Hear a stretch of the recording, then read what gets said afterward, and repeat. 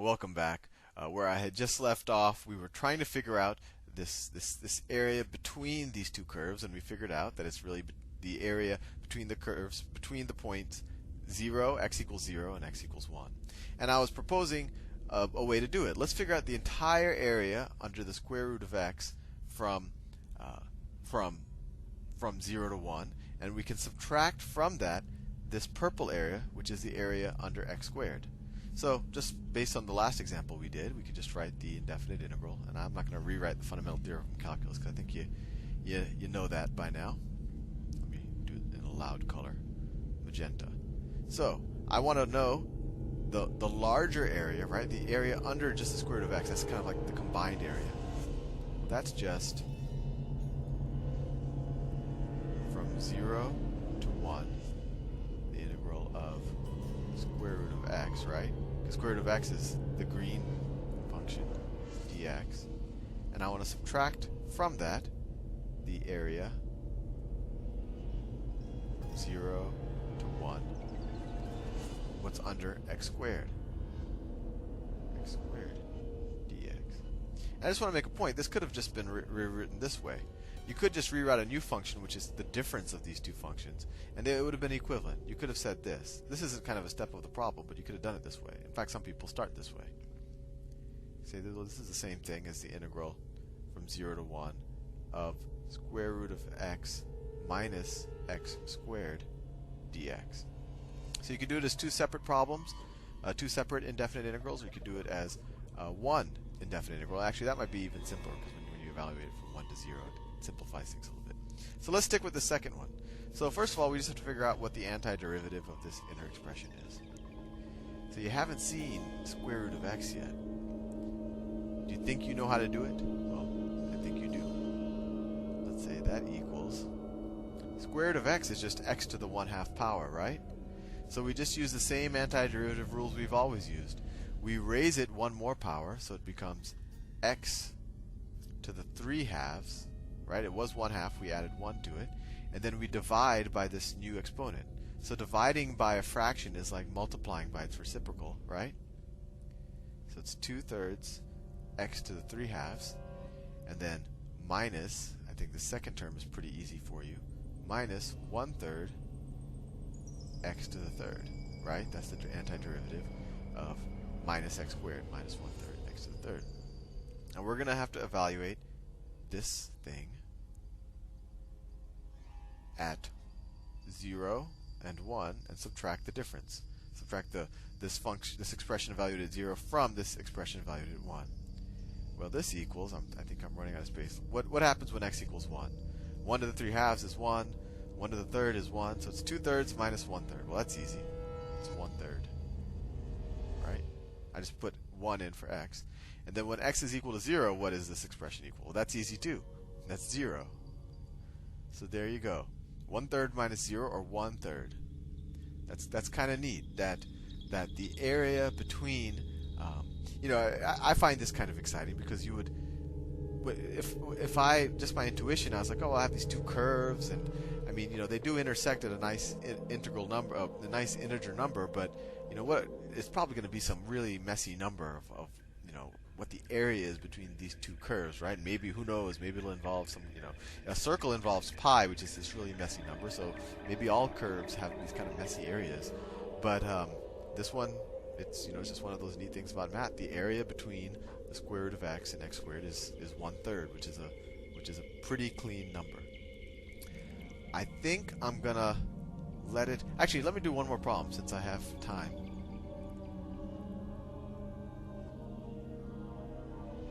It's a bit of a trick problem. I mean, it's not. You might actually find this easy, but let's figure out the area between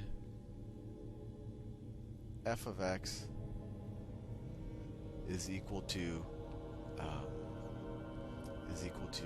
well, I don't know, x to the 5th. I'm going to do something simple. Let me draw it, actually.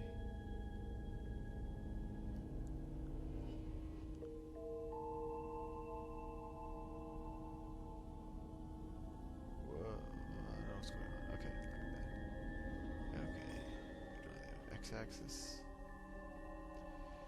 Okay. Algebra x. Well, x to the fifth is going to go up super fast. It's going to go like that. Something like that. It's going to go up real fast. Let's say I wanted to figure out the area. It's going on this side. It's going to go real fast too.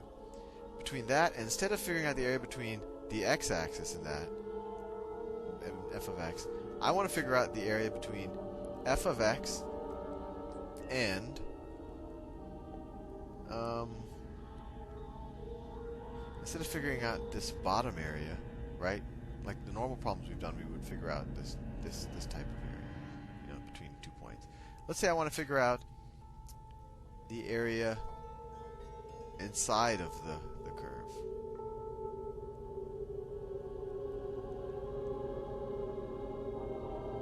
Where the height here is 32.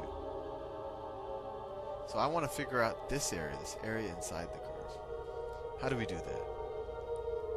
Well, one way we could do it is just like we did the last one. We can figure out some function that's essentially a line, a horizontal line that goes straight across here. And we'll essentially just be figuring out the area between the two functions. So what's a function that's a line that just goes straight at y equals 32? I think I just gave you the answer. Exactly. Let me stick it to that. Let me stick with that greenish color. So we could say g of x is equal to 32. It's just a constant function. It just goes straight across. And then we need to figure out what the area is between the two. So we need to figure out what are these 2 points. Right? So when does x to the fifth equal 32? That's I mean, you could solve it algebraically, but I think you could say x to the fifth equals 32. X is equal to 2. And actually, you know what? I made a mistake. Let's say that this is not equal to x to the fifth. Let's say that f of x is equal to x to the absolute value of x to the fifth. Because the mistake, obviously, x to the fifth is not a parabola-looking thing. X to the fifth goes negative like this. But I have committed so much to this cup shape that I'll make it the absolute value of x to the fifth. So if I say the absolute value of x to the fifth is equal to 32, I think you see where I realized my mistake. But if I say the absolute value of x to the fifth is equal to 32, there's 2 places where that's true. It's x is equal to plus or minus 2. Right? These are the 2 points. I should have done something with an even exponent so I could have had this cup shape. But anyway, the absolute value solved my problem. So what is this area? So we know it's between -2 and 2, so we just set up the indefinite integral. That's the indefinite integral from -2 to 2 of the top function, the top boundary, 32, minus the bottom boundary, minus, well, this will be a little bit tricky, but minus the absolute value of x to the fifth dx. And actually, instead of doing this, I think you can see that there's symmetry here. So we could just figure out this area and multiply by 2, right? This problem's a little hairy. This problem ended up being just because I had a bad choice of initial function. Not exactly what I wanted, but we'll work on forward. So instead of doing that, let's do the integral from 0 to 2 of 32 minus x to the fifth dx, and then multiply that by 2. So what is that? That's 32x minus x to the sixth over 6. We're going to value it from 2 and 0. At 2, it's 64 minus 64 over 6, right? 2 to the 6 is 64. And then at 0, 32 times 0 is 0. And then next to the 6th, that's 0. So the answer is 64 minus 64 over 6. I'm about to run out of time. That's just a fraction problem there. Oh, and that's half of it, right? So we want to multiply that by 2. So if we multiply that by 2, we get 128 minus 128 over 6. I haven't figured out what it is.